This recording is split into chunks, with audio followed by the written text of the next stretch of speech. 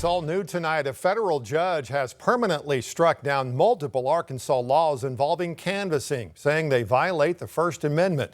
The laws have been in a legal battle for several years now. They require petitioners to do certain things like check photo IDs of each person signing a petition, warn those signers about fraud, along with requiring petitioners to be from Arkansas.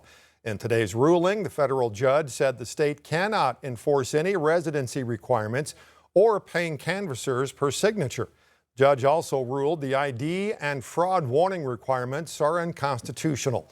Attorney General's office is appealing that, according to the Arkansas Advocate. Protect Our Rights said in a statement, quote, "This is a major win for Arkansas voters." There is now a date for the special election to fill the Arkansas House seat left open by Austin McCollum. McCollum resigned from his District 8 seat this month after his domestic violence arrest. That seat covers parts of Benton County. Now, the governor has called a special election, and the Republican nominee could end up handing the seat over to her own husband just weeks later. 5 News reporter Taylor Howard spoke with Kara and Brian Armas about that handoff. The Republican committee nominated me to fill the vacant seat for House District 8, and I was happy to receive the nomination. A seat her husband, Brian Armas, is already set to take over in January. Governor Sanders has set November 3rd for a special election to fill the rest of McCollum's term. And Kara says even if it's only for a matter of weeks, she wants District 8 to have someone in that seat. I think it's important for them to have representation.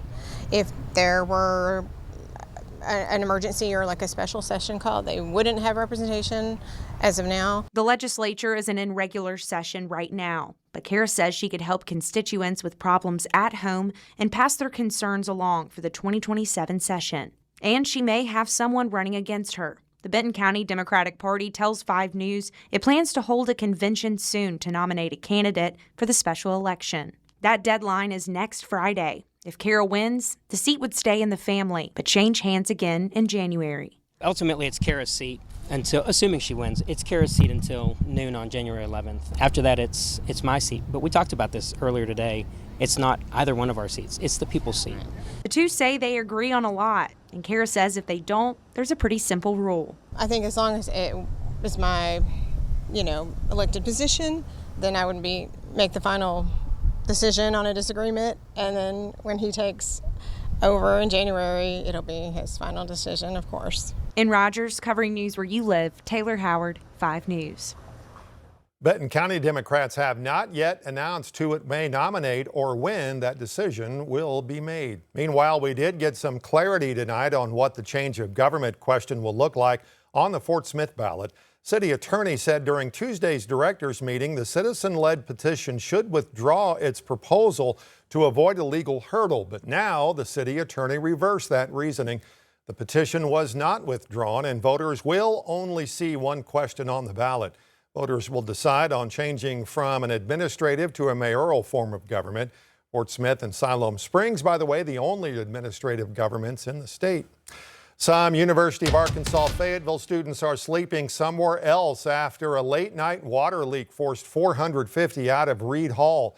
University of Arkansas says all residents were evacuated after water flooded several floors. University says staff responded very quickly to the evacuation order, and no injuries were reported. We put all of our towels. We have no clean towels now, so all of our towels in front of our door, and it helped a little bit, but we had to evacuate, and we noticed it was like going through, so we put our carpets up. Like, we tried to get everything we could. About 100 students are likely to have to wait through the weekend before getting back into their dorm. University says it'll provide housing for them until they can get back. Meanwhile, students at UA Fort Smith were asked to shelter in place this morning following a reported bomb threat. Law enforcement and the bomb squad searched the campus, found no evidence of a threat. UA Fort Smith Chancellor Dr. Teresa Riley says the call came in about 9 this morning, claiming a bomb was either in the library or one of the 2 dining halls. Campus closed for the rest of the day. Classes and scheduled activities are set to resume, though, on Monday. All clear. People can return to get their items from offices or classrooms where they left those in terms of their, at the time of evacuation.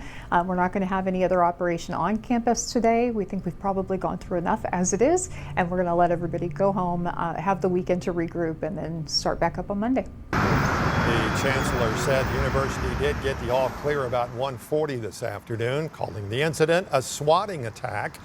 The investigation is still ongoing. I told you last night, Seven Hills Homeless Center says it's planning to close the day center on South School Avenue in Fayetteville, sell that property to an affordable housing developer. That developer plans to build 60 affordable housing units on the site with 138 total bedrooms. Seven Hills CEO Becky Jones says operating both the day center and Walker campus has become difficult, and consolidating services will allow the organization to better use its staff. Efficiency-wise, it's having two locations. It's not efficient. I mean, nonprofit does not mean non-professional, right? We're still a business. Trying to navigate that has been extremely difficult. Just in having two locations, we are not there 24/7. The new resource hub at Walker campus off Huntsville Avenue will continue offering services including mail pickup, clothing, and legal aid. The latest Arvest Skyline report is out, showing Northwest Arkansas's real estate market may be starting to rebalance after years of rapid growth. Report shows more than 5,200 homes sold during the first half of the year, up nearly 4% from a year ago. But home prices are showing a different trend. The average Benton County price fell slightly. In Washington County, they saw a small increase. Apartment vacancy is also up as nearly 8,900 new units are currently under construction across the region. We're going through a rally that's going off an amazing run of Northwest Arkansas. It's kind of like when you wake up and you were on Dixon Street, you got a headache, and you got coffee in the morning, and you needed some water to recover and balance yourself. I don't know if anyone's ever done that before, but we're going through as a region a rebalancing with the true pricing differentiation going on.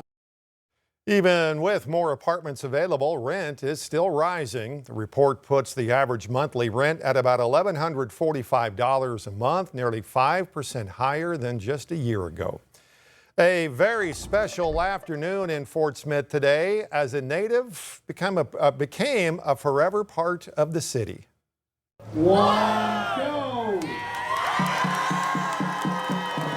And with that, part of North 25th Street in Fort Smith will be known as Isaiah Joe Court. The Northside High School graduate, former Razorback, and NBA champion was honored with the renaming of that section of street. What makes today so special is that Isaiah didn't wait until he made it to the NBA to start giving back to Fort Smith. He is consistently giving back to this community, whether Boys and Girls Club, community organizations. Fort Smith School Superintendent Marty Mahan says the sign is more than just a sign. This sign will be a daily reminder that world-class dreams start right here in Fort Smith, Arkansas. Fort Smith Mayor George McGill has known the Joe family for a number of years and told the crowd the new street sign will be forever a reminder of who Isaiah is. But what makes this day special and meaningful to me is that Isaiah has never forgotten where he comes from. The street bearing his name will serve as a lasting reminder to young people in Fort Smith and all across the River Valley of the greatness that can begin right here at home. First thing Isaiah told the crowd was how humbled he is to have this honor. I can't even really put into words how this touches my heart. I know my family, it cuts really deep for us that we are honored and we're able to live through a time where you guys feel that I'm worthy enough to have a street named after me. Joe says he never expected this day to happen. This is something that I never dreamt that would happen. Basketball was my life, and so being able to give back in a way that you guys are able to pour into my life and help me build to be the person that I am to make this possible for me, I can never thank you guys enough. Isaiah's former NBA champion teammate and fellow Fort Smith native Jalen Williams had part of North 23rd Street named after him a few months ago.